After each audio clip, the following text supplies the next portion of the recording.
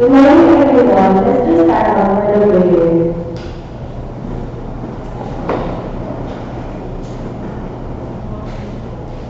Dear Heavenly Father, thank you for gathering us here today to listen to our lectures for the upcoming bar exams. May all our bar takers remember everything that they have learned in this pre-bar lecture, and may you grant all our bar takers to be calm in taking the bar exams. Thank you, Lord. Amen.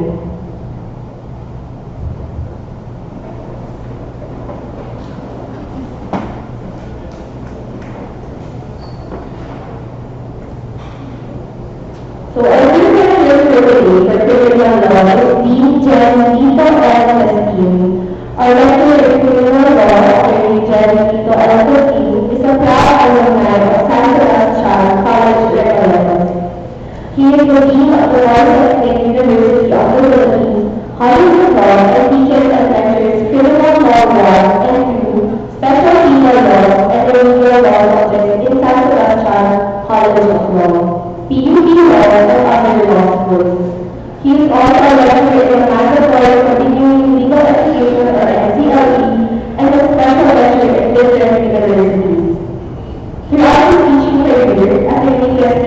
has also authored several laws, namely Special Penal Law, Criminal Review, Volumes 1 and 2, and Special Proceedings in year 2008 and 2011 edition. He is also a co-author of the book of Judicial Affidavit, Rule Teachers, and Insights in 2013. So let us welcome Dean Castillo.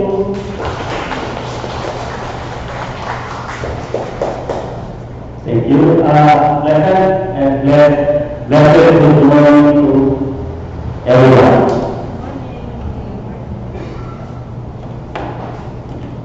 Okay, at this point in time, we just have to relax and do not worry. Ang magandang attitude is to be positive, okay, until the last day of our examination. Okay? You have studied, you have prepared for this. So, this is the opportunity for you to become a lawyer. Okay? Mga kawit na kayo. Next year, I'm gonna see you at PICC. Or even more. Yeah, achieve that. Okay? The dreams that were planted in your heart is divinely inspired. So, lawyering is a vocation, lawyering is a calling. So, hindi lang tayo para magkaroon ng pamilya, di ba?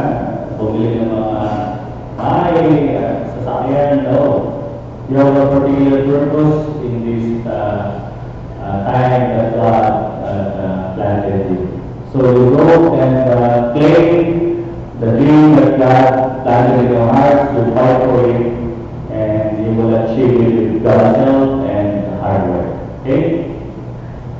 So we can go into detail because these are, you only have 2 hours to discuss. So I'll just be lecturing on things that on topics that can be asked in the bar examination. Okay? Now, of course, the RBC, we have book 1, book 2, and special penal laws. How do you know that a particular law is a penal law? Because if it is a penal law, it is entitled to what? A construction or interpretation liberally construed in favor of the accused and strict against the government.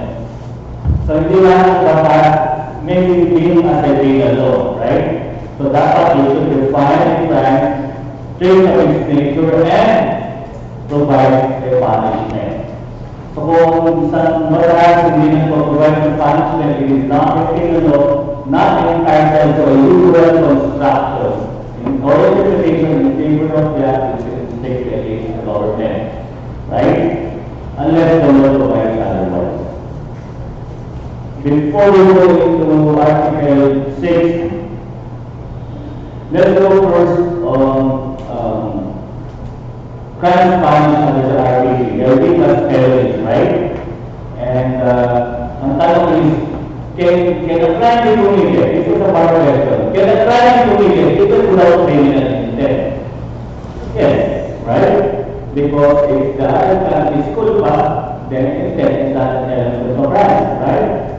Or if the applicant is punished under a special penal law. So we have government culpa under the RAC, right? So we have freedom, intelligence, and criminal intent. And about isang tanong, a person was charged of reckless imprudence. Any claim self-good faith as a matter of defense, is that a proper defense? A person is charged of reckless imprudence, and the accused raised good faith as a matter of defense. The answer is no. Why? Because good faith is not a proper defense, because reckless imprudence is culpa, right? So, elements of culpa, fear, intelligence, and imprudence, negligence, lack of foresight, lack of skill. So how do you negate imprudence, negligence, lack of foresight, and lack of skill? Okay? Exercise of due diligence, of caution, right? Pagka naman sa dolo, freedom, intent, and freedom, intelligence, and intent. How do you negate intent? Good faith. When you say criminal intent, it refers to bad faith. It refers to malice, evil intent. And the way to negate it is to prove good faith. Of course, if you have a prosecution, you've got to prove, aside from that there is freedom, that there is intelligence. If you are going to negate freedom, walang criminal liability, right? Irresistible force, no criminal liability. Why? Because irresistible force is an accepting circumstance. How do you negate intelligence? A 10-year-old boy who kills another 10-year-old boy is classmate. Is there a time to be yes? Yes. Is there a criminal liability? No, because of the absence of this element, intelligence, right? Under the Juvenile and Justice Welfare Act, if the age of the child is 15 years or under, there is total exemption from criminal liability.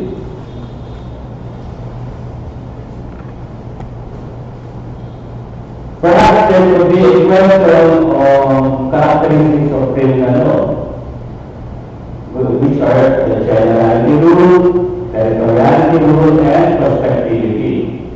Common mistakes of students or even lawyer families is to interchange the meaning of generality from that of territoriality. These are two different concepts.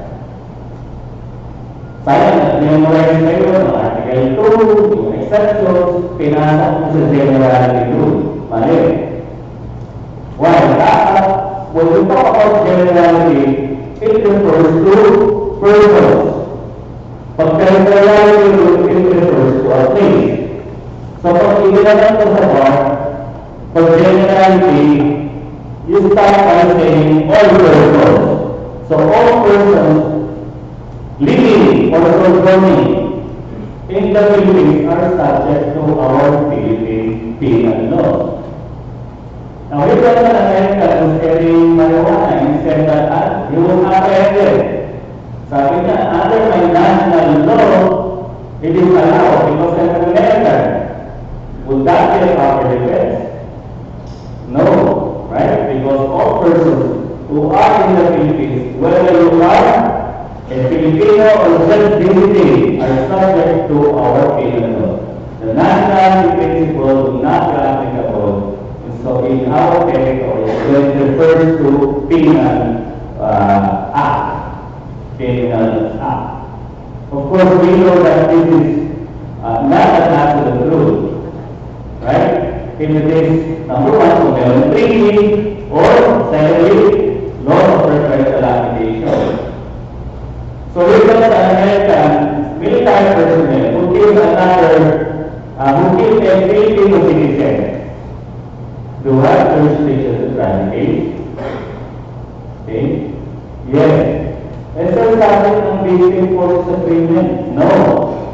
What is subject under the visiting forces agreement is a crime committed by a U.S. military personnel against a fellow military U.S. personnel. In this case, the crime was directed against a Filipino citizen, and therefore, we do have jurisdiction to try the case. Pagkakaroon ng Riguera natin, magpupol ba siya sa general rule o sa exception? Ang hindi siya lang po sa exception or exception, malamang sa general rule yan, di ba? The second exception is law of preferential application, like public international law, di ba? When you say preferential application, it gives us a preference over a particular class of persons. So that if you belong to this particular class of persons, then you have no privilege. You're accepted. Okay? So sino-sino yung mga tao? The sovereign, the head of the state, the ambassadors, ministers, plenipotentiary, ministers, presidents, okay? Charge their affairs. Also is not included, you know that, okay? Under Public Act 75, domestic purposes of an accredited ambassador in the Philippines are also accepted when they are in the performance of their duty. So, halimbawa si President Trump nagdadrive ng sasakyan ng kotse dyan around Bolivar, and he bumped a pedestrian. Okay? Would he be liable criminally? No, because of this, he belongs to this particular class of persons, being the head of the state of the United States. Territoriality rule, it simply means that, simple lang yan, all crimes committed within the Philippine territory, Philippine courts have jurisdiction to try the case. Ergo, all crimes committed outside the Philippine territory, we do not have jurisdiction to try the case. Kung natin clear, pag ginawa ang krimen sa Pilipinas, sa territory ng Pilipinas, meron tayong jurisdiction. Pag ang krimen ginawa sa labas ng Pilipinas, wala tayong jurisdiction to try the case. That is the general rule. When you analyze the provided problem, would it fall under the exceptions? If not, most probably we apply the general rule. So what are the exceptions? Number one, to commit an offense while on a ship or airship. Madali lang memorizing yan. It should be registered in the Philippines. May mga trace na tanong sa bayan.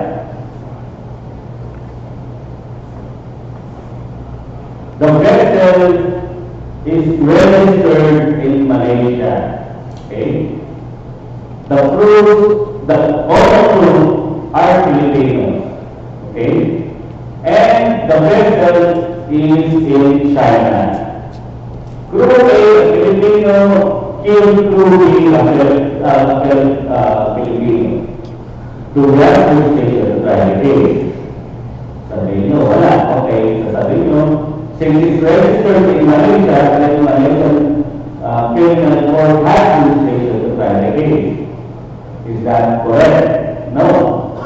Because it is within the jurisdiction of another state.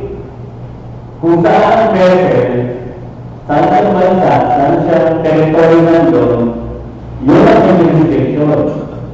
Yung registration ng applicable. Even if the vessel is registered in the Philippines, but if the vessel is within the jurisdiction of another state, like in this case in China, we do not have jurisdiction to try the case. So ito sinasabing, should commit an offense within the Philippine ship or her ship. Yung registration, material na yan, pag ang vessel ay nasa high seas. So, analyze yung bar problem. Okay? So, pag sa high seas, then we apply that exception. If it is not in high seas, if it is within the jurisdiction of another state, even if it is registered in the Philippines, we cannot try the case. Next, should forge or counterfeit any coin or currency notes or obligations and securities issued by the government. Paano kung halimbawa Philippines will States ang pinodge. Okay? Pinodge sa Singapore, pumunta sa Pilipinas, can we try the border? Ang pinodge niya ay yung Philippines State. We have jurisdiction to try the case because it is an obligation and all security issued by our government. Okay? Sa third instance, if the person is smuggler, should be liable for the introduction of the obligations and securities mentioned in the specific article. Meaning to say smuggler na yan. Yung smuggler niya, may counterpart na Filipino smuggler, inilipat sa high seas yung counterfeited na obligation and security. We have jurisdiction to try the case. The next, public officers. Does it follow that just because a crime was committed by a public officer abroad, we have jurisdiction to try the case? Ipso facto? No. Dapat ang offense niya must relate to what? To his official function or duty. Halimbawa kung ang isang public officer nagpapasweldo siya, he's a disbursing officer, and he misappropriated the same, then this would fall. Because the crime that he committed has a relation with the office that he is occupying. And then lastly, should commit a crime against national security or the law of nations. Now, there are Filipino in Hong Kong purchasing arms, supporting rebellion in the Philippines. So sila bumibili ng arms para smuggle inside the Philippines to support rebellion being committed in the Philippines. Can they be tried in the Philippines when they go back? Is it a crime against national security? No. Because rebellion is a crime against public order. So ibig sabihin, memorize nyo ang crimes against national security and the law of nations. Treason, misprision of treason, espionage, piracy would be among those fallen under these crimes. So prospectivity, alam niyo na, walang prospective, walang retroactive application unless it is favorable to the accused. Exception to the exception, even if it's favorable, pero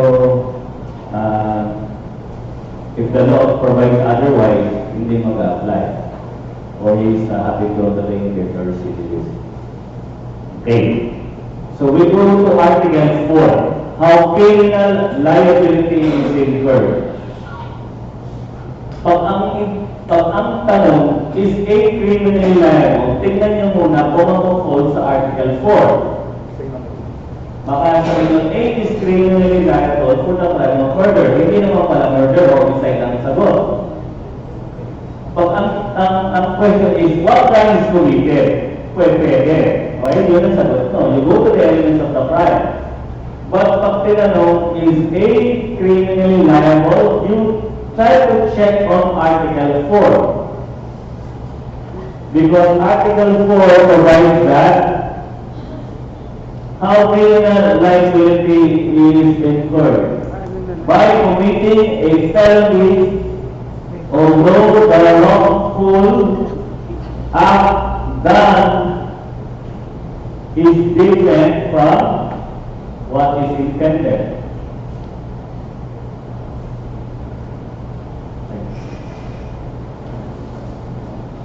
So, ang tanong dito, felony, applicable ba ito? Huwag lang tatakot. Applicable ba ito sa ano? Sa all types of felony, what if the crime committed is school pass? Do we apply Article 4? No, we will not apply Article 4 because Article 4 speaks about intentional felony. It refers to what? Dolo. Pag full pa, hindi mag-a-apply yung this principle. Although the wrongful act done be different from that which is intended. Because under this rule, dapat a person is liable for the direct, natural, and logical consequences of his unlawful act. So if he has an unlawful act, which should be dolo, he will be responsible for its direct, natural, and logical consequences. Ergo, therefore, if the crime committed is a felony, by culpa, not applicable. First requisite is that it should be an intentional felony. Next, if he is not committing a criminal act, if he is committing a lawful act, he is not liable for its direct, natural, and logical consequence. A run after B to stop B. So, halimbawa, nasa kaya po, daming tao. So, good for B, he was able to find the attack of A, that hold of the bullet or the knife, the balisong, and he threw it away. There were so many bystanders, yung kasi kaya po. C, a bystander, okay, was hit with the knife thrown away by B. Patay si C. Ang tanong, would B be criminally liable? Bago mo sagutin yan, tanongin niyo muna kung ang ginawa ni B, unlawful act. At yung unlawful act na yun ay dolo ba? Is it committing at this particular time? Or is it lawful act of defense? It's a lawful act. So we will not be liable for the death of C. Hindi mag-a-apply yung direct, natural, and logical consequence. O assuming na natin na negligent siya, alam niya na maraming tao dyan. And yet he threw it away. Would he be liable? No, because this is applicable only to intentional felony or dolo. So you have to be careful with that. Now this is the concept of what we call as proximate cause. He is the cause of the cause, is the cause of the evil cause. Okay?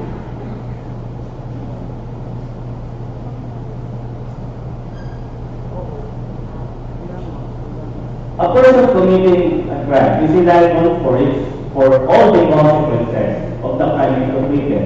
No. He would only be liable for its direct, natural, and logical consequences.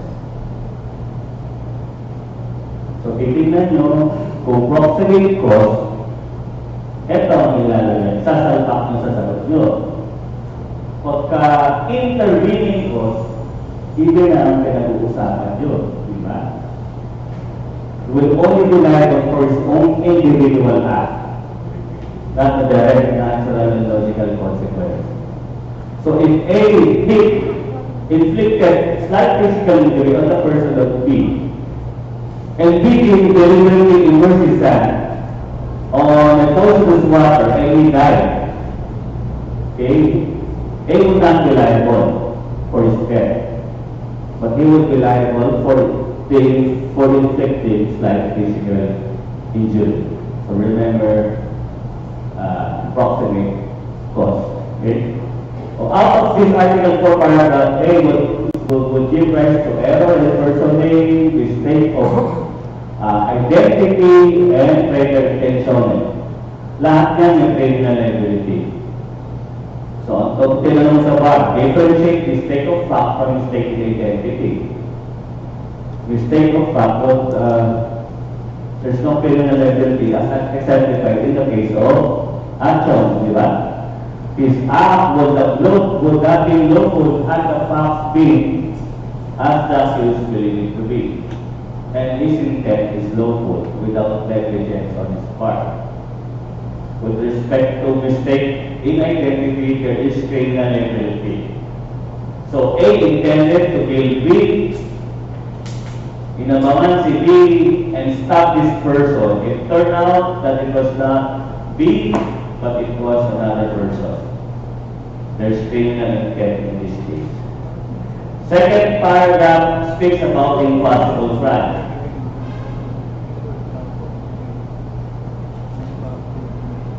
Is there an impossible crime of kidnapping? No, because sabi sa Article 4 paragraph B, by performing an act which would be an offense against persons on property only. So ang impossible crime applicable lang to crimes against persons and property.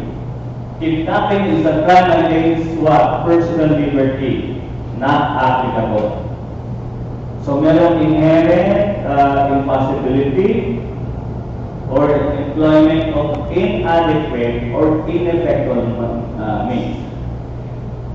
Tunanong sa bar, frustrated, felony from impossible crime, differentiate. Yung impossible crime, it cannot be susceptible of being consummated. Why? It's really impossible because of physical or legal impossibility or the employment of inadequate or ineffectual means. Frustrated, it can be susceptible of being consummated, except that it was not consummated for act independent, reasons independent of the will of the perpetrator. Okay? So, yun ang Article 4. Let's go to Article 6.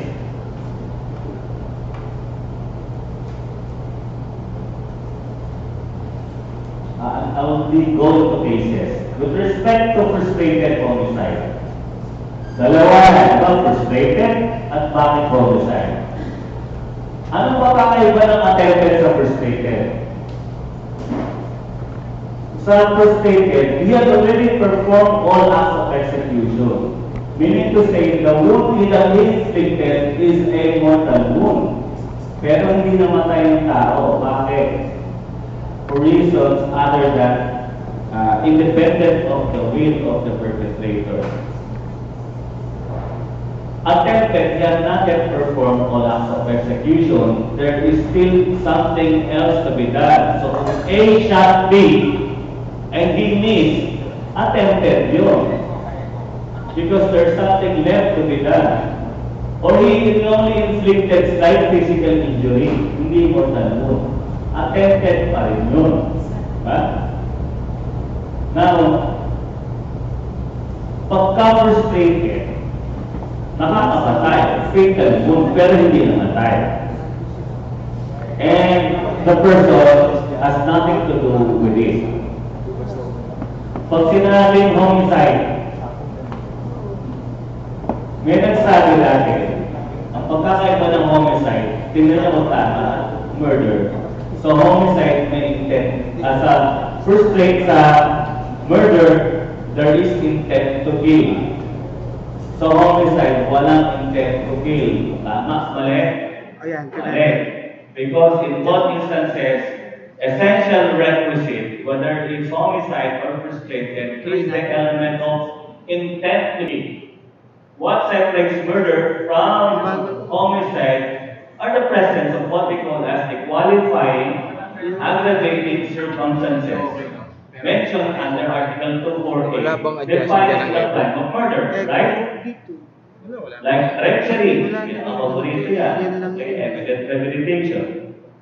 So here, kaya frustrated, Rodolfo would have succumbed to death, the victim would have succumbed to death, if not for the emergency surgical intervention. So these are the elements of the crime of frustrated homicide. There is intent to kill, there is a fatal or mortal wound, of course, no qualifying aggravating circumstance of murder to make it homicide. So how do you ascertain intent to kill? Yung means used, yung nature at location, number of wounds, yung conduct niya before, during, or after the killing, and the motive as well. In this case, there was intent to kill, and there is a fatal or mortal wound, but did not die because of timely medical attention. Concentrate lang tayo dito. Mas magandang yan yung importante kasi nag-slide na siya. Conspiracy. First thing that should come into your mind. Two or more persons come to an agreement concerning the commission of the crime and they decide to commit the crime. Is conspiracy punishable? General rule. What is the general rule?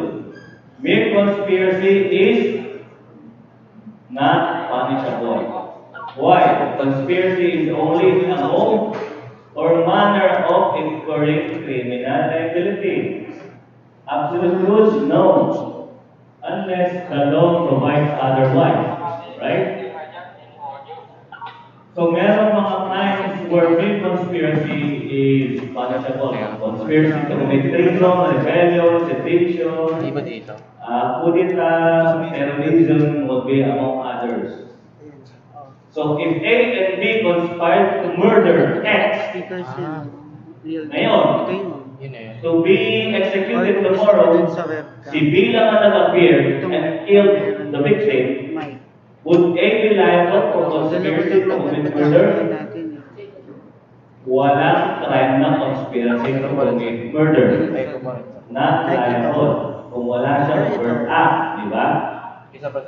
Pero kung ang pinaglanuhan nila pertains to rebellion, kahit hindi siya nag-appear sa act of execution, liable siya conspiracy to commit rebellion. The other guy will be liable for rebellion itself because of his overt act. Conspiracy may also be expressed or implied. It's hard to prove actual conspiracy. Expressed. You need to get a co-conspirator and turn him into a state witness. Implied conspiracy. You can walang express, but you can deduce the actual conspiracy by their actions. The actions showing what? A common criminal design. There is unity of execution and purpose. Minsan lumalabas sa bar, medyo may delay na. Ang sasagot nyo ay implied conspiracy. Yung acts nila showing that there is already intent to kill. Commonality of criminal design. Dito, pwedeng bawasan dito. Hindi naman po dito. So conspiracy is present in this case when there is an act of planning with the others in the conduct of robbery. Yun yung volume niya. In proving conspiracy, direct evidence is not indispensable. Conspiracy may be inferred from the conduct of the accused. Yan. 95 mo lang dito. So, in this particular case, nakita nyo conspiracy. accompanying the other accused in the commission of the crime, and hasty getaway, payment for the getaway vehicle, and there's even a threat on the driver if they should be, if they will be revealed as the culprits. Or This is what we call as implied conspiracy. yun lang yun. Ito rin naman yung... Action in concert of shipping company design is the hallmark of conspiracy. Okay? A co-conspirator does not have to participate in every detail of the execution, does not have to know the exact part performed by the co-conspirator. When there is conspiracy, the act of one is the Pwede din. act of all. The liability of one is the liability of all. Even if your participation is only a lookout, and the other co-conspirators were the one responsible for stopping the victim, their liability is only your liability. The act of one is the act of all. If there is conspiracy, Microphone. sometimes it is Ang ginagamit you kasi will be natin yung confronted with the problem, Okay. whether there's conspiracy or not. If you say that, on the other hand, that there is no conspiracy, we will not apply the rule, the act of one is the act of all. If there is no conspiracy, what is the governing principle? Hindi nakakabit pala yan. A person would be liable for his or her own individual act or acts only. Sa mic ba? Hindi. Say, basic principle din sa conspiracy, it cannot be based on surmises, conjectures, Dapat ito kasi gamitin. or just generalization. It must be proved as a crime itself. Yan ang mga basic principle of conspiracy. And a person, a co-conspirator, would only be liable for the crime that they agreed to commit. If the other co-conspirator performed an act in addition to what they conspired, he alone should be liable for that individual act. The other co-conspirators would not be liable. They would only be liable for the crime that they conspired to commit, Ito kasi dapat unless it falls Dapat yan. under a special complex crime, which has its own rule. We will discuss that later on. Okay na no? Okay na? Medyo umo. I mentioned that a while ago. Okay, let's go to circumstances. not log in. Favorite part question. Differentiate justifying from accepting circumstances. Hindi, In dapat justifying, Dapat daw there ulit is natin yung microphone. no Narinig criminal tayo liability. sa live video. In accepting, there is also no criminal Dapat liability. daw nakakabit yung microphone. But the reasons are different. Because in justifying, there is no criminal liability because the act is deemed to be in accordance with law. It is lawful, deemed lawful. In accepting, there is a crime committed, but there is no criminal liability because of the absence of any of the elements of voluntariness. Ang galing mong freedom, ang galing mong intelligence. Okay? With respect to civil liability, also in justifying, aside from no criminal liability, there is also no civil liability. Sa accepting the general rule, this is where they differ. In accepting, there is civil liability as a general rule. Dapat ito yung So sa justifying no criminal, no civil liability, is there an exception? Yes. Nawala yung streaming? Paragraph 4 of Article 11, there is civil liability. Kahit na-justify siya. Anong paragraph 4? Avoidance of greater evil. There is civil liability. All the rest, wala. In accepting general rule, may civil liability, exception, paragraph 4 ng Nawala Article yung complete 12, streaming natin ha. accident. Ano yan? At Ayan, Naka-live. 7, insuperable cause. Record to eh, di ba? Okay. Hindi, live to. Live yan. So, pagka nag-claim ka ng self-defense, di ba, alam natin, inverted trial na yun, the accused must satisfactorily prove the concurrence of all the elements of self-defense.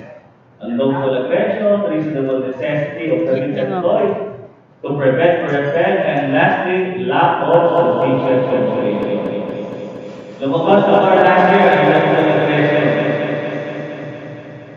May kahit-kahit ng unlawful aggression, it could be actual or imminent.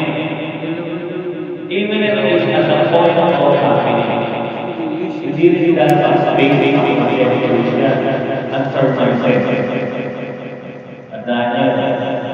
So, when you say there's a local aggression, there is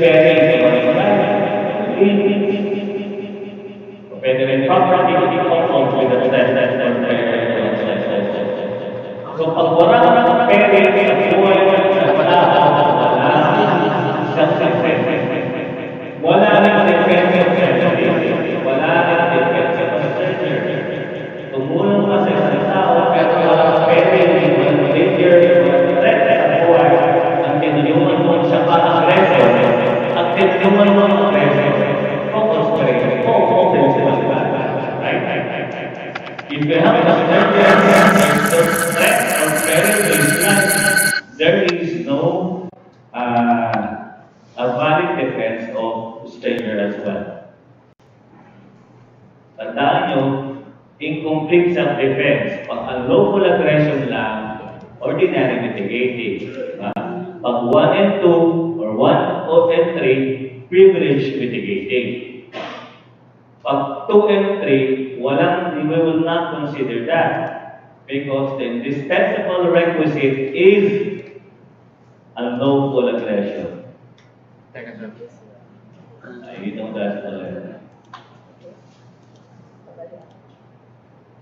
So, kung unclear, hindi niya na-prove ang elements of the crime on how he defended himself, he cannot claim self-defense and therefore he is criminally liable for the crime charge. Accepting, we mentioned that a while ago.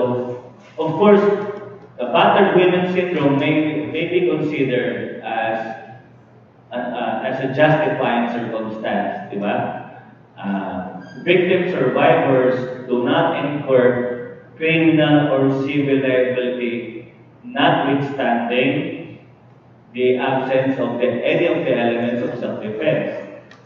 Ang battered women syndrome, walang criminal, walang civil liability, kahit na walang unlawful aggression.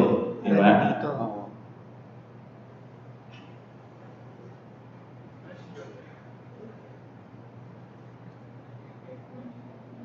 Accident, performing an act with due care without fault or negligence. Exempting yun, di ba? Well, indeed, that's not exempting when the accused has the intention to kill the victim. Are you learning anything? Mabilis ba? Masyado marami? O basic lang?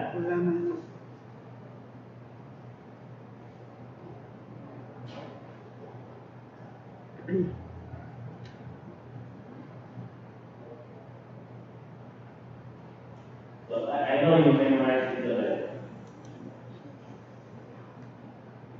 So we cannot again claim the accident when he had intention to kill the victim or he did not stop shooting until he killed the victim. Mitigating. Yung mic ito. Rinig kayo. Mitigating. Tandaan yung 2 months na mitigating. Mamaya, na-lecture na ba kayo sa Islam? Sa interpretation sa Islam? O gusto nyo i-touch natin later on? kung meron bang itanong outside the revised penal code, ang unang-unang itatanong, indeterminate sentence law. Susunod, probation law. Susunod, Anti-Graft and Graft Practices Act. Susunod, Comprehensive Drugs Act. Susunod, PB22. Yun ang order of frequency na war questions outside the revised penal code. Nakalagay sa dito ngayon. Tingnan mo na nakalagay sa special case Spectro. Last year walang Spectro, di ba? Ngayon may Spectro. Sino nakabili ng libro ko? Doon lang mag-concentrate yun, di ba? Kasi nakakoncentrate din sa bar yun. Bago ko makalimutan, maaaring itanong yung habeas corpus, habeas data, rito comparo, ang ulito yan, settlement of the estate, pwede itanong yan. Pag-alam din yung mga batas, ay yung mga topics sa special proceeding, ask the bar questions, dito lang sa area na yun. Perhaps Rule 108 right now, yung mga jurisprudence sa Rule 108. Collection, cancellation of entries in the civil registry, and probate of probate. Pag hindi na probate, walang effect, di ba? So, intensity. Kalimutan niyo na yan. Pero kasi, last year, hindi pa burito i-delivery ang Spectro. Kaya nga ako pinagtulong ng Spectro, kaya ako nakagawa ng libro. Eh ngayon, binili ang special proceeding. May tatanong yan, at least mga tatlo siguro. Mitigating. Ordinary and privilege. The ones used for upsetting is only an ordinary mitigating. If it's a privilege mitigating, do not upset. Automatically, you lower it by a degree. So, above 15 years old, below 18, acting with discernment is a privilege mitigating. Incomplete self-defense. 1 and 2 or 1 and 2 or 1 and 3 present also a privilege mitigating. You lower it automatically by 1 degree, irrespective of the number of any aggravating circumstances. Tatandaan niyo na.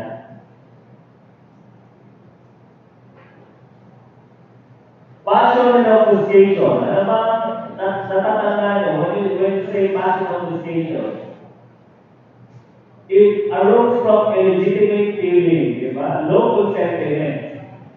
Meron palang legitimate feeling at unlawful sentiment. Pwede.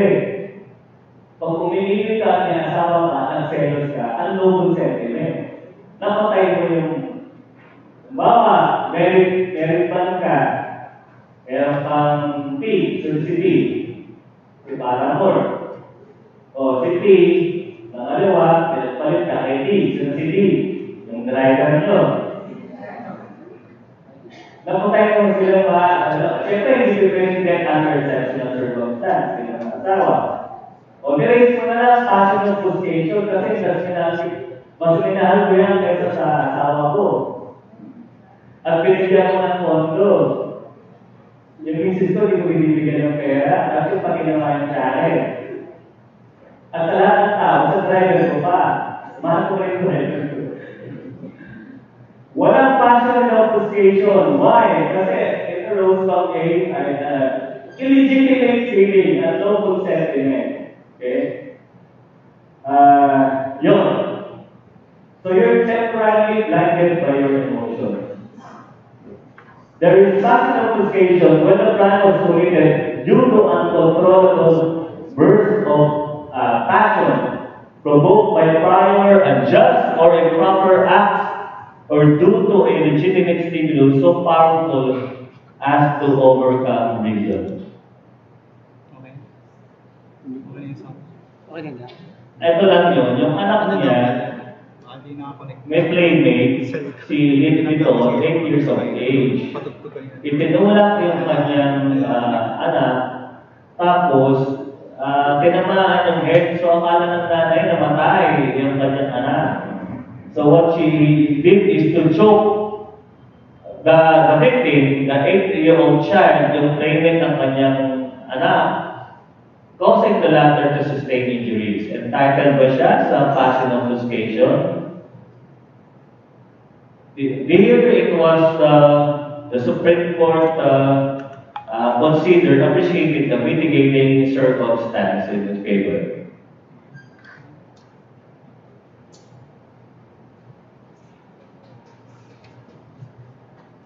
So, passive obfuscation, it cannot exist. Just reiterating the basic principle with mitigation of a grave offense and treachery. In this case, the accused, her having acted under the belief that Lynn had killed her daughter, is entitled to the mitigating circumstance of passive obfuscation. Aggravating. Types of aggravating.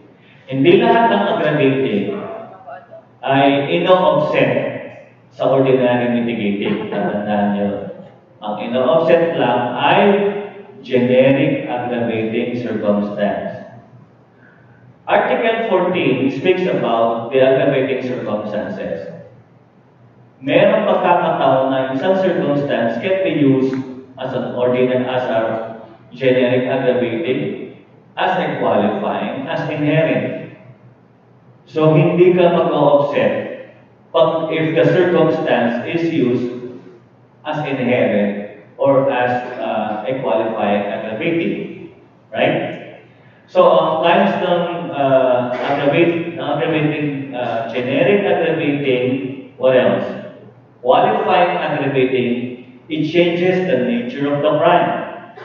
So you do not say the crime is homicide with a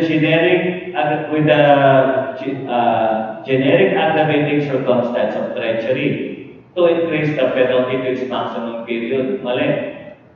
The crime is plainly murder because it was used in this case as a qualifying aggravating. Bawa, treachery. Inherent, hindi mo na siya i-offset din. Kasi inherent na yun. Tama bang sabihin na isang tao na a public officer committed malversation with a generic aggravating circumstance of abuse of public position? No. Why? Because abuse of public position is inherent in the crime of malversation. Evident premeditation is qualifying aggravating in the crime of murder. Pagdating sa robbery with force upon things, it is inherent. Okay? You do not use that as a generic aggravating circumstance. Alam naman natin, pag generic aggravating circumstance at walang ordinary mitigating, the penalty would be increased to its maximum period. Pag ordinary mitigating, no aggravating, would be lowered to its minimum period. Kitandaan yung period. Hindi naman na lahat ng crimes may period, di ba? Ibig sabihin, yung rule of offsetting, hindi mag-apply sa SPL. Iba naman ang nomenclature penalties ng SPL, di ba? Walang period yan. Walang minimum, walang medium, walang maximum period. So, the rule of offsetting is not applicable to SPL. Meaning to say, kahit may voluntary surrender, pero i-charge siya ng Comprehensive Drugs Act, that will not be appreciated. That will not affect the imposition of the penalty. So also goes with, kasi, an indivisible penalty. Alam naman natin, ang indivisible penalty, walang minimum, medium, at maximum, di ba? Meron ng death in its medium period. Meron ng death in its maximum period. Pagtanggal ang ulo, siguro. Right? So, hindi rin mag-apply ng rule of offsetting when the penalty is what? An indivisible penalty. What are those indivisible penalties? Death and reclusion perpetua. We will go into that later when we go to Islam. Abuse of superior strength. That's one of the aggravating circumstances. In this case, not present when the prosecution failed to prove that there is disparity in age, size, and strength between the victim and the aggressor. There should be notorious inequality of forces between the victim and the aggressor.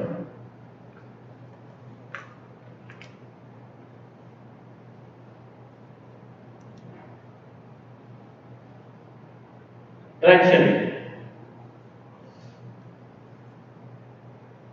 Treachery is present when the victim was just casually conversing, had no inkling that his life was in danger and his defenses were down.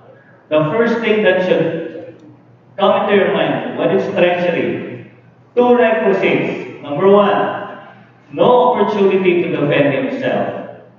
Meaning to say, the attack was sudden and unexpected. The law does not require that there should be an the victim actually defended himself. Ang nakalagay lang, no opportunity to defend himself.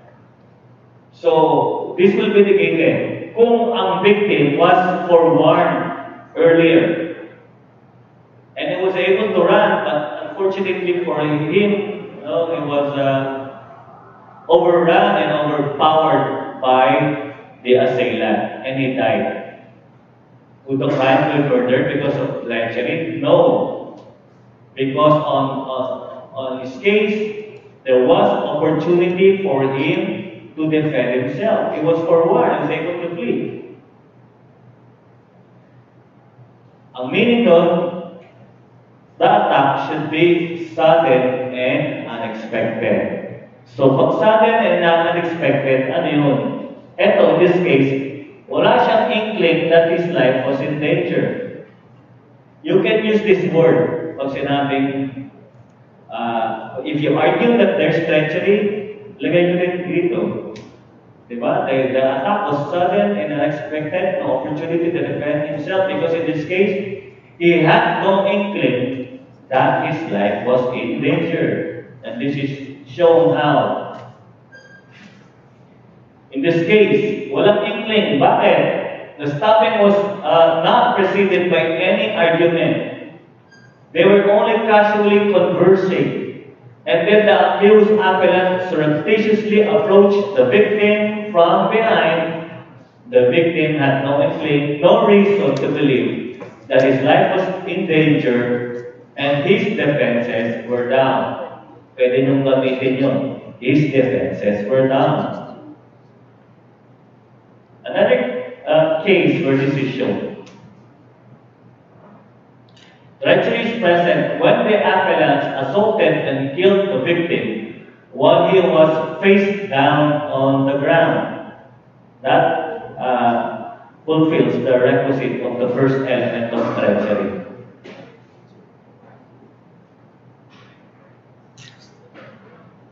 The essence of treachery is that attack comes without a warning and in a swift, deliberate, and unexpected manner, affording the hapless, unarmed, and unsuspecting victim no chance to resist or escape.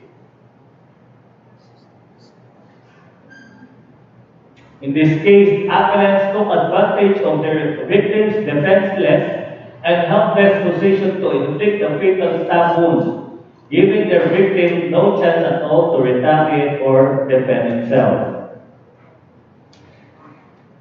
There is treachery also when the arms of the victim were held when he was stabbed.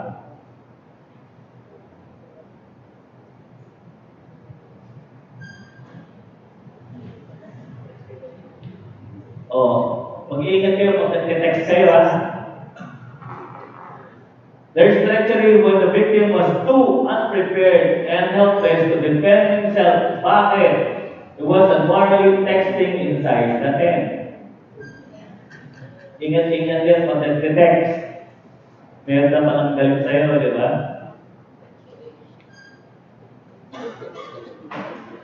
was texting when the two men held him from behind so that the appellant can deliver blows to his abdomen. He was too unprepared and helpless to defend himself against these three men.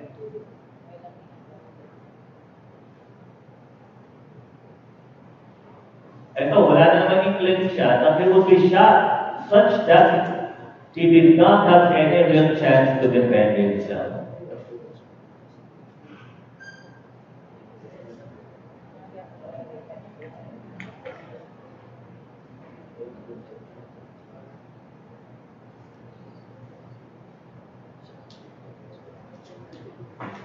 Pag sinabi niyo there's treachery, you do not end only with the first requisite, na no opportunity to defend himself. There is also a second requisite, which you must indicate in your answer. That secondly, it must be consciously and deliberately adopted to ensure its execution. Consciously and deliberately adopted to ensure its execution. To eliminate self-defense on the part of the victim. So kung pinatay isang tao na natulog, that is intended to eliminate self-defense on the part of the victim. Or the killing of a child is also deemed as treachery.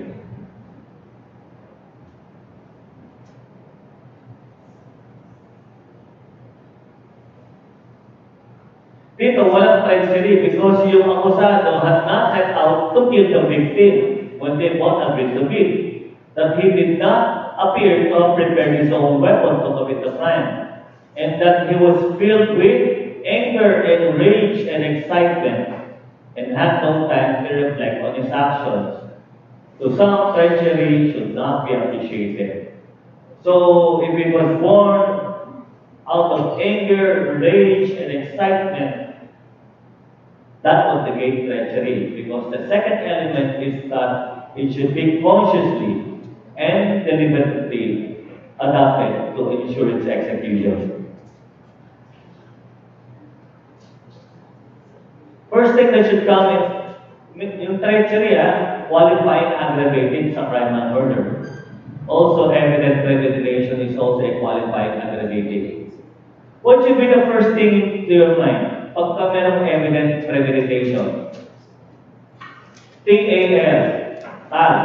Number one, the time that he determined to commit the crime. Second, acts manifestly showing that he clung to his determination to commit the crime. Okay? Then, lastly, sufficient lapse of time from the time he determined to the time that he actually executed the crime. Yung second element ang importante dito, acts manifestly showing that he clung to his determination to commit the crime. Meaning to say that there must be a time for him to reflect and meditate upon the consequence of his act. Meron tinatawag ng minsan na cool and serene thinking. Pag nakalagay sa faksyo, pwedeng magkaroon ng evident premeditation. But, if it was a spur-of-the-moment decision, that would negate also evident premeditation. 1 hour. Okay. Akala ko break.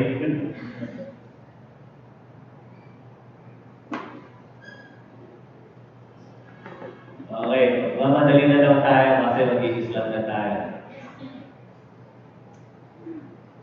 So, Zarah did not have a full thought and reflection when he shot Ronald.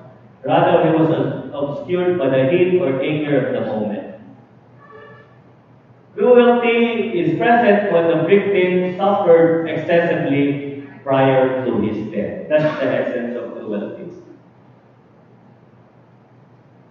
Naalala nyo si Joseph Scott Pemberton? Yung US military personnel? Napatay niya yung transgender, di ba? So, sinasabi merong ang cruelty because while he was still breathing, responded, drawn on him by forcefully conversing his head in the water inside the toilet bowl.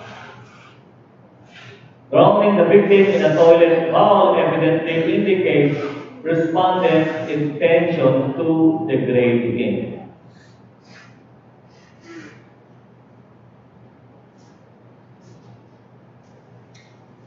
Pag principal, merong, di ba, principal by direct participation, pero lahat ng co-conspirators are deemed to be principal, right?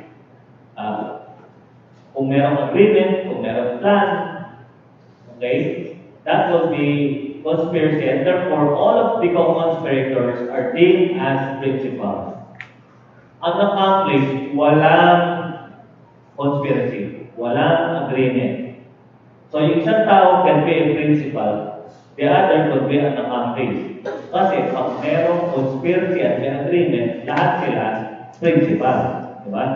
So pag accomplice, ang essence is that may knowledge siya, okay, sa crime, but he confers, diba, or approves of the same by previous or simultaneous acts. So dito, sinabi lang, paano magiging accomplice kami? Ang first requisite ay wala, which is what? Knowledge of the crime to be committed.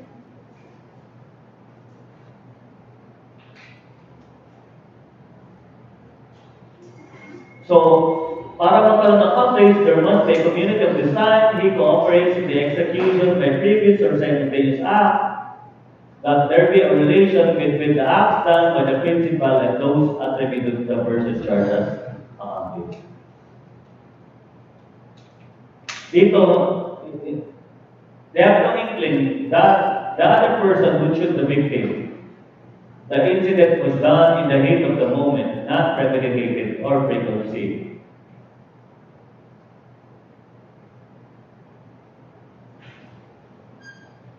Extinguishment of criminal liability, pardon, dapat merong, the token is that by the party's consent to the terms stipulated in this contract, dapat may paper. The party has thereby placed himself under the supervision of the chief executive. So, to see to it that the pardonee complies with the terms and conditions of the pardon.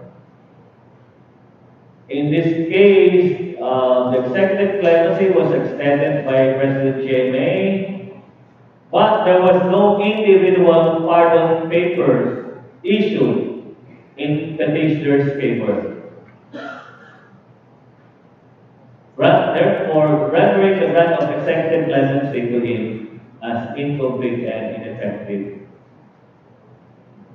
So, kailangan may individual pardon paper which constitutes as a contract between the chief executive and the person pardoned. That he will abide by the conditions of the pardon. Then the accused pending appeal of his conviction extinguishes both his criminal liability as well as his civil liability arising from delicts.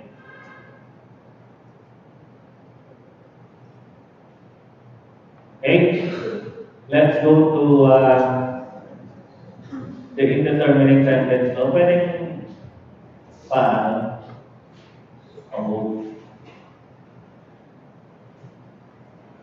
before that,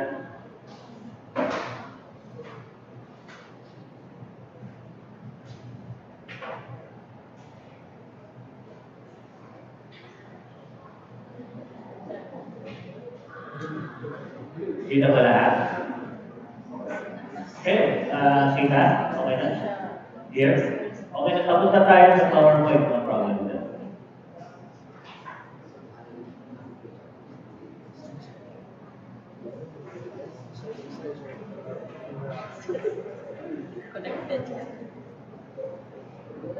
Let's go to the rule of consenting.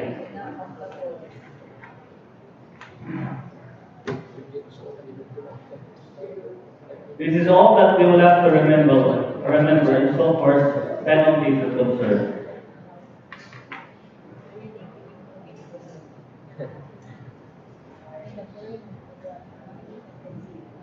tingnan nyo muna, if the penalty is single indivisible penalty, two indivisible penalty, and divisible penalty. Okay? Halimbawa, the penalty imposed is reclusion, perpetua, or death. Either of these two, single or indivisible. Two indivisible penalties. If the penalty states that it is reclusion, perpetua, to death. The word, di ba, dalawa lang ang indivisible penalty, death or reclusion perpetua. If divisible penalties, will take care of that later on.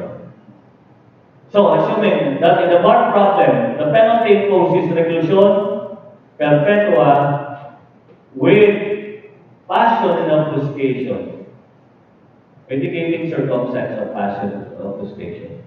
The question is, would you appreciate, would it affect the penalty? Will it lower the penalty if there is passion and obfuscation? Or the crime that he committed with a penalty of reclusion perpetua? Meron ba? Wala.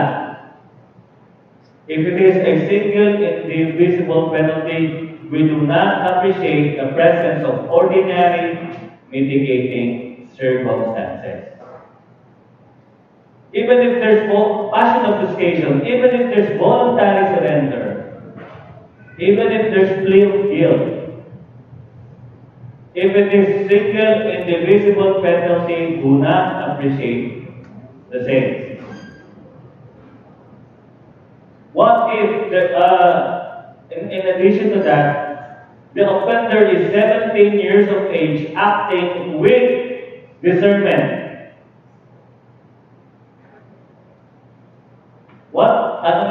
What type of circumstance is this? It's not really in mitigating. It's what? It's a privilege mitigating. And what is the rule insofar as privilege mitigating? Automatically, we lower it by 1 degree. So from reclusion perpetua, halimbawa 17 years of age with plea of guilt. Plea of guilt is a mitigating, right? Now, you have reclusion perpetua. The first thing that you must look for is the presence of a privilege mitigating rather than the ordinary. Pag nakakita ka ng privilege mitigating, you know it automatically. So from reclusion perpetua, we appreciate 17 years of age. We would arrive at what? Reclusion temporal. The question is reclusion temporal a divisible or indivisible penalty? It is a divisible penalty. So therefore now, if there's plea of guilt, we would appreciate plea of guilt as an ordinary mitigating. So what will be the penalty therefore? Reclusion temporal in its minimum period.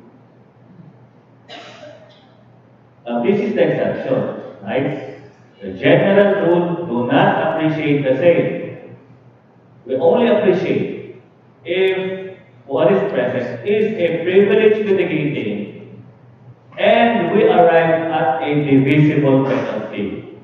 Right? Next, death, reclusion perpetua to death. Meron siyang offsetting, but we don't talk about the period. Wala siyang period, di ba? Walang reclusion perpetua in its minimum period. Supreme Court said that it's still an indivisible penalty, although the penalty carries 20 years, 1 to 40 years. It was never the intention of the legislative body to reclassify the same as divisible. It still remains to be an indivisible penalty. So if there's a mitigating, and when I'm talking about M, I'm referring to ordinary mitigating. When I refer to A, I'm referring to generic aggravating. Zero mitigating, zero aggravating, what would be the penalty? Wala tayong period, di ba? Wala tayong minimum, medium, and maximum. So the point of reference is to only the higher penalty, which is death, and the lesser penalty or the lower penalty, which is reclusion perpetua. The greater, the higher, and the lower, the lesser penalty. Yun lang ang pagpipilian, dalawa. Walang gitna. So if there's a mitigating, zero aggravating, the penalty will be the lesser penalty, which is reclusion perpetua. If there's one mitigating, zero aggravating, still the lesser penalty, which is reclusion perpetua. Zero mitigating, one aggravating, the higher penalty, which is death. And then, pag one mitigating, one aggravating, offsetting na sila, diba? The lower penalty. That's it.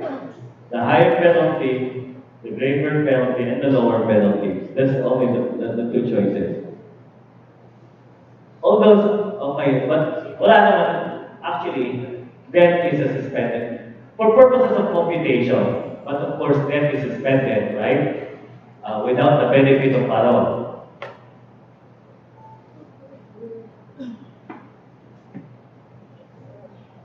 Suspended, it will be reclusion perpetua without the benefit of parole. Divisible penalties. We're talking about reclusion temporal down. Right? So meron siya minimum, medium, and maximum period.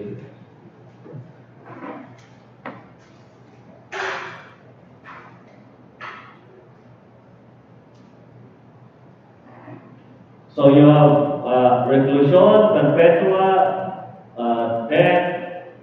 These are indivisible penalties.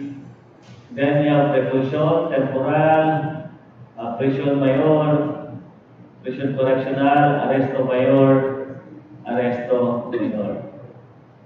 You divide this into three. You have the minimum, medium, and maximum.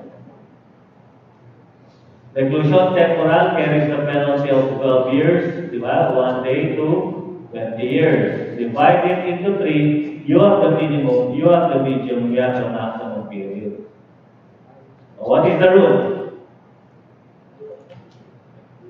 Mitigating and aggravating.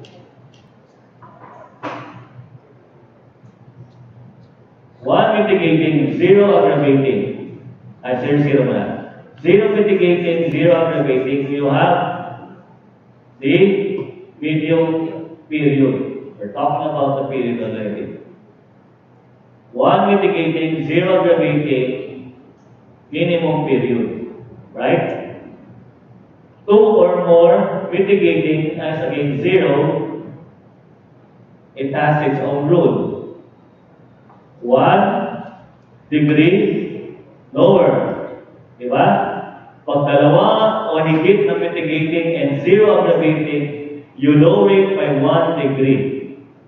Is this a privilege mitigating circumstance? No.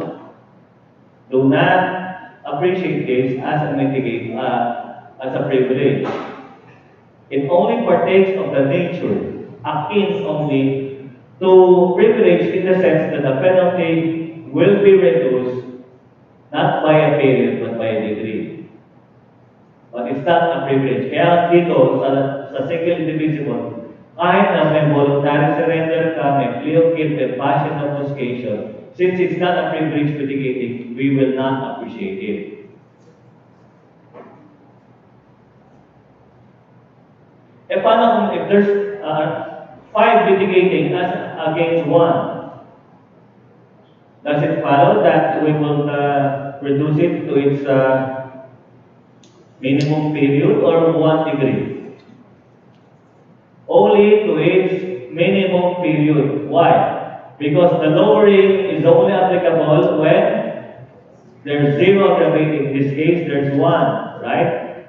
So that would only be in its minimum period. So number 5, zero mitigating, one aggravating, of course, the maximum period. Now we offset now. 2 as against 2, medyo. Okay, 1 against 3 aggravating, maximum period.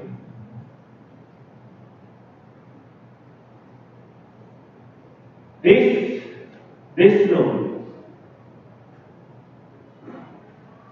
is applicable to obtain the maximum term of the indeterminate sentence to crime punished under the revised penal code.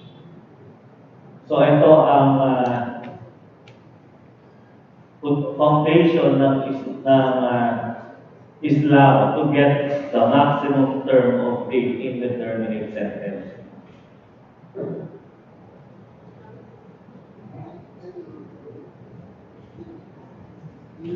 Now, in so far as indeterminate sentence law is concerned, you don't have to compute when it falls under the disqualification.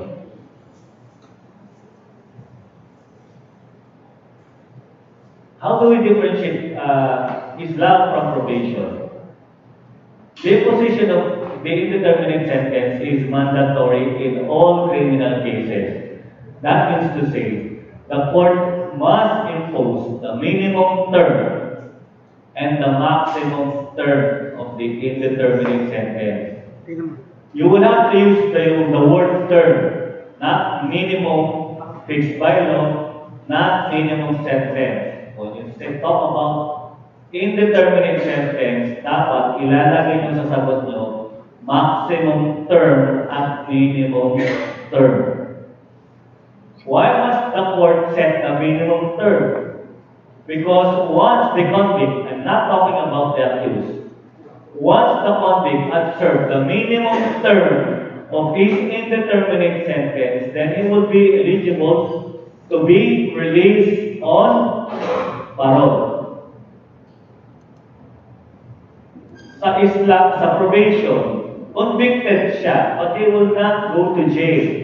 Right? He will only have to report to the probation officer and meet the conditions of his probation. Yung pala makapalaya na siya sa minimum term. Why must we set the maximum term? We have to set the maximum term so that if the convict violates any of the conditions of his parole, then he will have to serve his maximum term. Sa probation, pag nag-violate siya ng probation, anong consequence? Serve the original sentence. Walang minus. The time that he was under probation previously, no. Okay? You have to serve the original sentence once you violate the conditions of your probation. In Islam, you violate parole, serve the maximum term of your indeterminate sentence.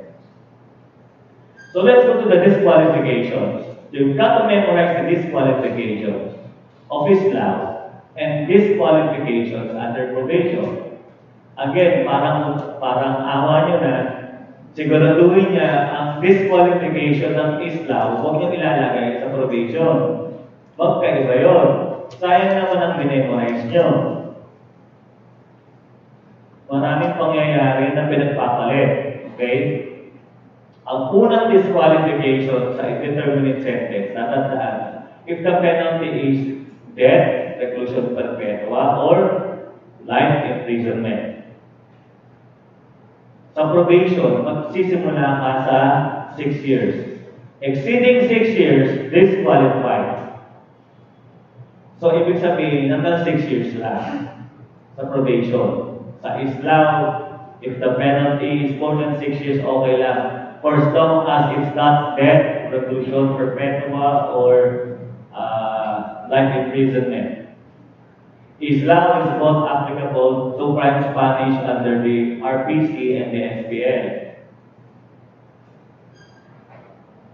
So, misprision of treason, yun, ang importante dito is piracy included, is habitual delinquent included, memorize nyo ang requisites ng habitual delinquency. If he evaded the service of sentence, that's one of disqualification.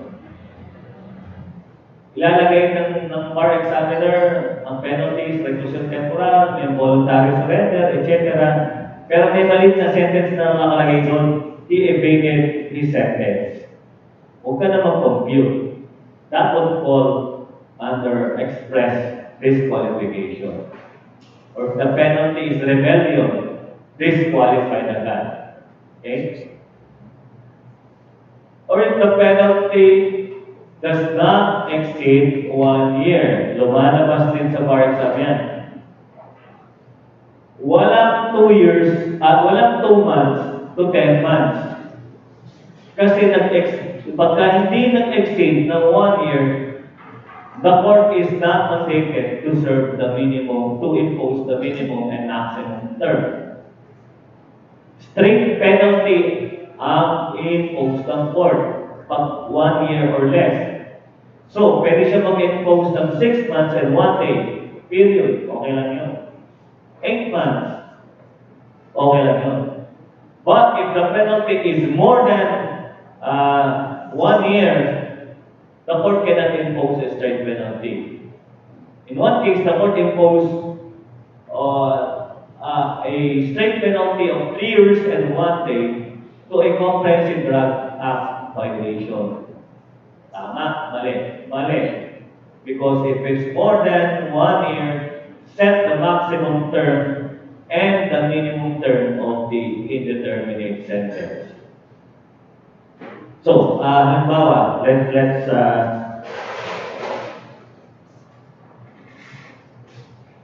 have an example. What is the rule? In so far crimes under the RPC and SPL. Madali lang ang SPL. We have a minimum, medium, maximum period. We do not have also ordinary, mitigating, and generic aggravating, right?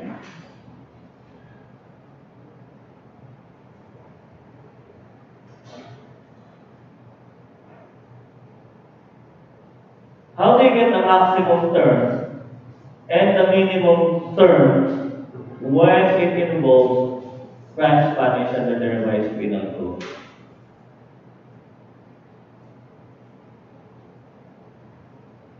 Sabi lang ng batas, it's only simple. It should not, to get the maximum term, it should not exceed the maximum fixed by law. To get the minimum term, on the other hand, it should not be lower than the minimum sentence fixed by law. Anywhere in between is proper. If it exceeds or lower, then it's not proper. So how is this asked in the bar examination? If it is an SPL, the bar problem would give you two things. What the law provides and what the court actually imposed. So tatanungin ng bar, is the penalty imposed by the court proper or not? Example, halimbawa, for an SPL, the law provides that the penalty is 5 years to 10 years. Okay? The court actually imposed the penalty of 6 years to 10 years.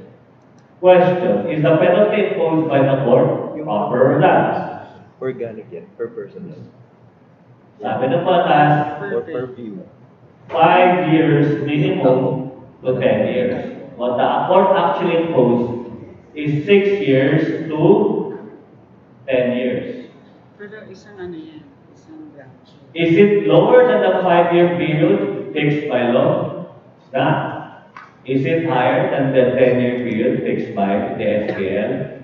No. Ergo, the penalty imposed by the court is proper. Assuming the penalty imposed by the court is 5 years to 12 years. Is the penalty imposed by the court proper or not? Insofar as the minimum, no problem, it's not lower, right? It's not lower than 5, it's 6. But the maximum term imposed by the law is not proper because it exceeded the year the imprisonment fixed by law, which is 10 years. In this case, what the court actually imposed is 12 years. Ergo, the penalty is not proper. So meaning to say, anywhere in between, okay lang yun. If it's less than, not proper. If it's greater than, also not proper. The SPL is just simple. Do not regard the presence of ordinary mitigating as well as generic aggravating. Let's go to the ones you are waiting for. Saan kayo excited? Maximum term and minimum term under the RPC.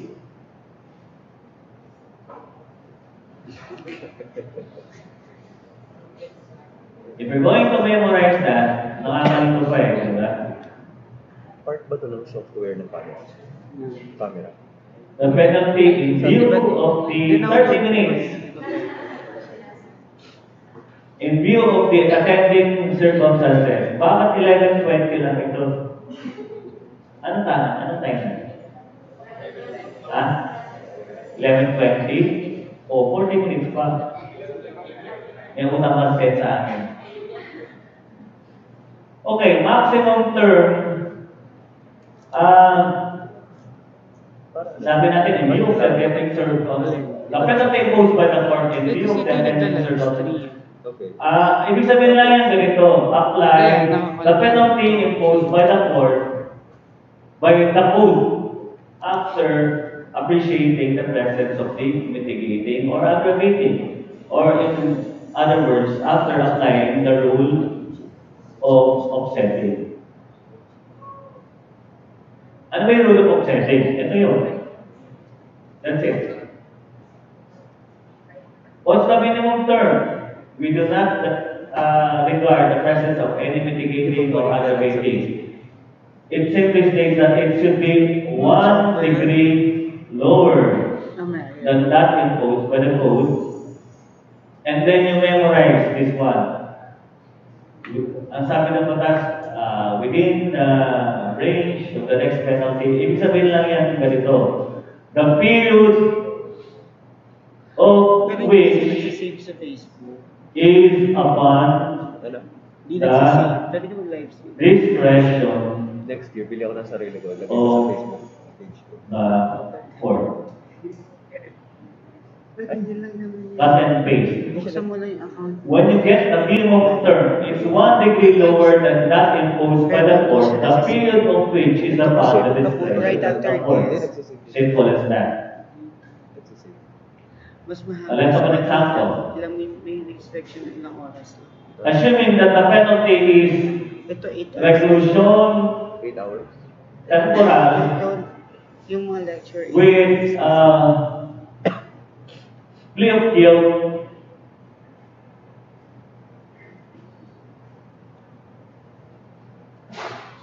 and that's it. Determine the maximum term and the minimum term.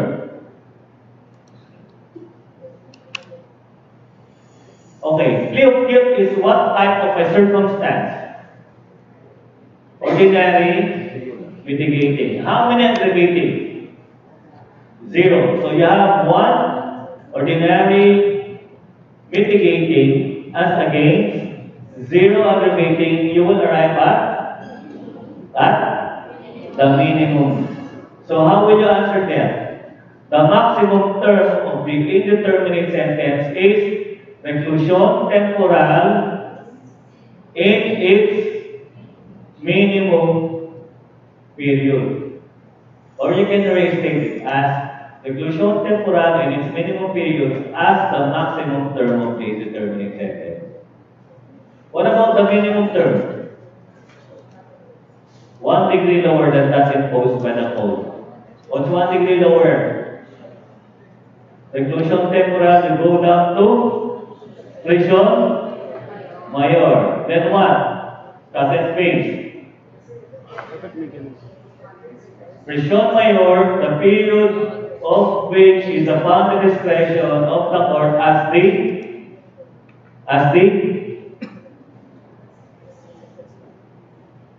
you don't say minimum sentence, that's wrong. Dapat minimum term of the indeterminate sentence.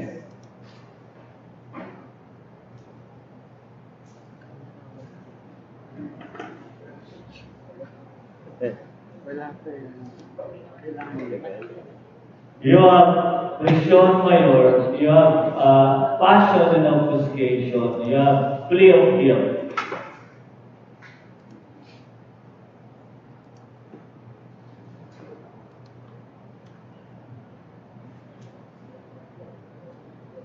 What must you do? How many mitigating circumstances? 2. How many aggravating? None. What rule will you apply? Is 1. 2 or more, as against 0, then you lower it by 1 degree. So what's 1 degree lower than prison mayor? It's prison correction Kailangan mo na. lang dito. Ikaw Okay? mo dito. Nagamit nyo sila dalawa so that it is prison correctional in its Ito kasi may video nakakonect na. period. What will be the minimum term? The point of reference is this one na, which is what? Arresto mayor. Then what? The period of which is upon the discretion of the court. Tunod lang kadali yun, di ba? O, laliman na Sa natin. Facebook live mamaya. So, you have Kasi, weird pa masyado. reclusion Pwede video temporal, mo sa Facebook. 17 years of age with acting with discernment. Eligible. Dapat may... There is voluntary surrender, What if personal account hindi? Okay. and there is Dapat sikat. Ay, sorry. abuse of superior strength. Hindi mo pakasigat. First things first, note the circumstances. The first one is what? Privilege mitigating. Voluntary surrender is what? Ordinary mitigating. Superior strength is what? Okay, generic aggravating. So you have one ordinary mitigating, one aggravating, and one privilege mitigating. First things to do, appreciate the privilege mitigating. So we appreciate this one, 17 years of age, acting with discernment, you go down to 1 degree lower. Prison mayor. Then you offset one ordinary mitigating as against one generic aggravating. 1-1. Pagtabla is in its medium period. So prison mayor in its medium period as what? The maximum term of the determination sentence. Correct. The minimum term. 1 degree lower. This is now the point of reference. Prison Anong kulay ba? correctional. Akin na yan. The period of which is upon the discretion of the court. Mahirap? Hindi. Di ba? So if there will be questions on Islam, I'm sure you'll be able to answer it already. Ganda talaga. Nare-record mo. So mahirap na tanong dito. Nare-record. Okay, Ako nare-record. prison mayor, 17 years of age, with discernment, voluntary surrender, and plea of guilt. of guilt is what? An ordinary mitigating, right? So you have two ordinary mitigating circumstances and one privilege. So question, Mayor, you appreciate privilege mitigating? That will be question correctional, right? And you have two ordinary mitigating as again 0 aggravating. It should be lowered by 2, 1 degree lower than pressure correctional. Arresto mayor, supposedly, right? The minimum should be arresto menor, supposedly. But remember, arresto mayor carries the penalty of 1 month, 1 day to 6 months. Can you recall of any disqualification that may be appropriate, applicable in this case? Less than 1 year. So, what you do is you compute first, show why, then you conclude, since the penalty is less than 1 year, then Islam is not applicable. That's the trick. Halimbawa, reclusion,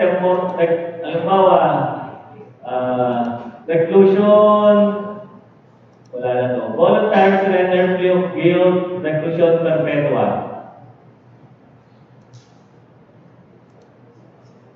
Voluntary surrender, plea of guilt, reclusion perpetua. Do you have to compute? No, because the first disqualification is what? If the penalty is reclusion perpetua, death or life imprisonment. So you'll have to remember the disqualifications.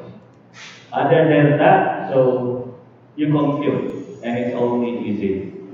Hindi na masyadong tinatanong yung lalim ng ginawa natin. If you analyze the bar problem, ano lang siya, light lang. Pero kung nagtanong ng malalim, you're already ready for that. Okay. Let's go to SPL. Differentiate crimes punished under the SPL from the RPC. Kahit anong SPL yan, you can answer it. Itong basic, di ba? RPC is generally regarded as mala instead, therefore good faith is proper defense. SPL is malam prohibitum, therefore good faith is not a proper defense. You can use it. Differentiate obstruction of justice from accessory. Ito pwede nyo siya gagawin. Sasabihin, number 1 na sagot nyo. Or differentiate BP22, violation of BP22 from estafa through issuance of a post-dated check. This is also the same answer on the first question.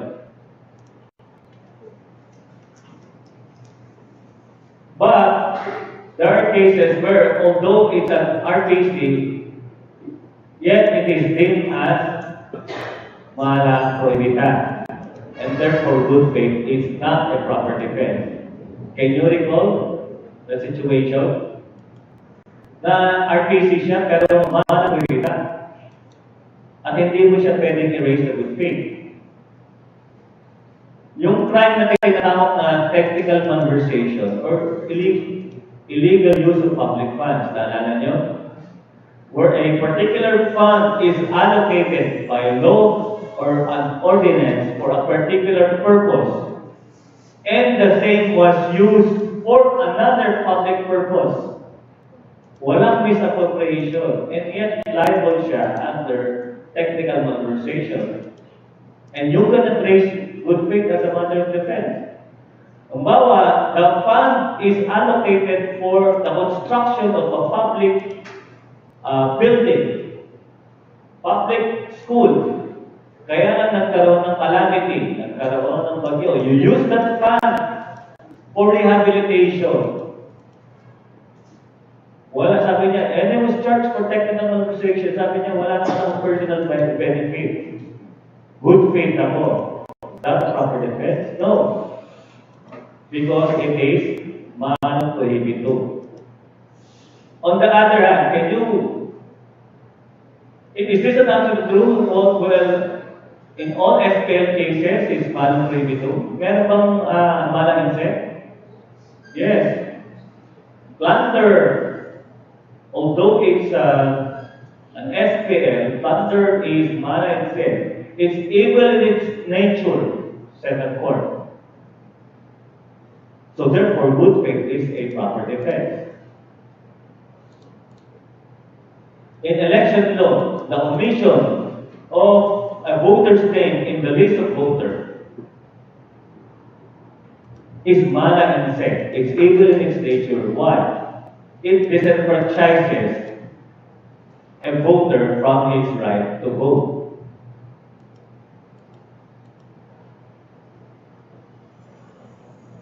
So therefore, good faith is a proper defense.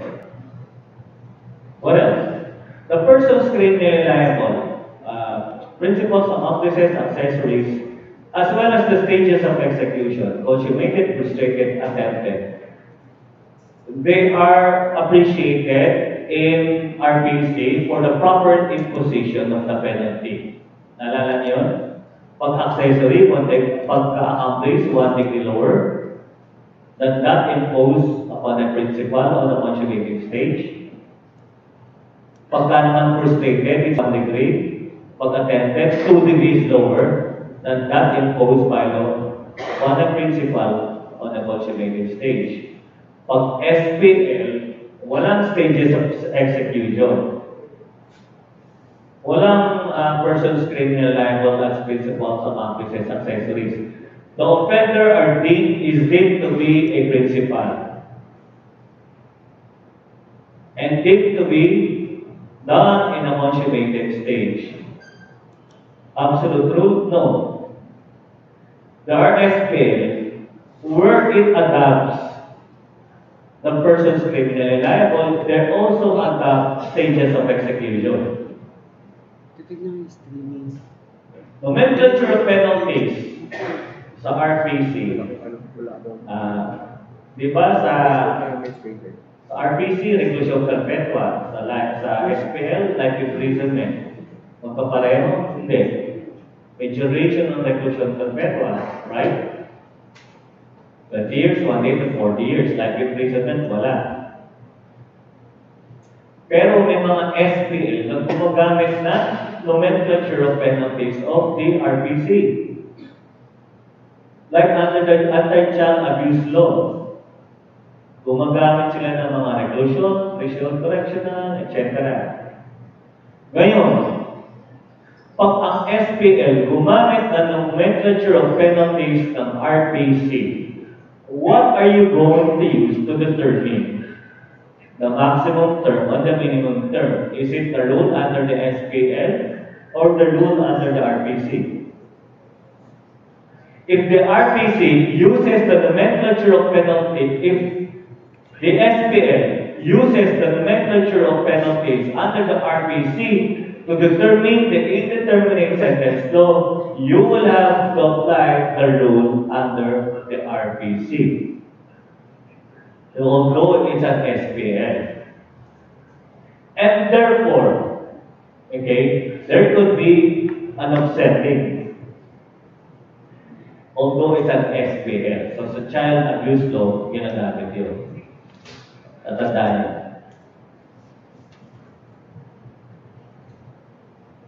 Probation law should not exceed 6 years